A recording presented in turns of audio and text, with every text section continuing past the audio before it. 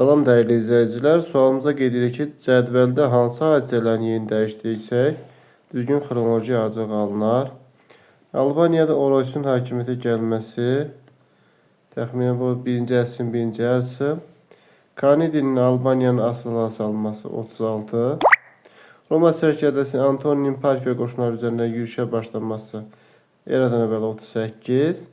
Atropatenada Aryabarzanın hakimiyyətə gəlməsi eradan əvvəl 20. Alan tayfalarının Albaniya hücumu 72-74. Burada aydın şəkildə görə bilirik ki, deməli, hansı ki, Kanidinin Albaniya asılı salınması 36-cı ildə, Roma sərkərdəsi Antoninin Parfiya qoşunları üzərinə qələbəsi 38-dədir.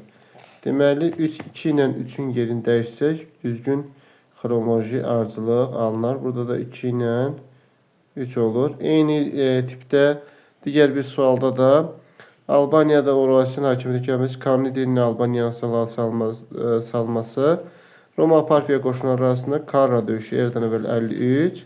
Atropatenada yerli sülaləsinin hakimiyyətinin başa çatması eramızın 20-ci ili. Alan tayfalarının hücumu isə 72-74'dür.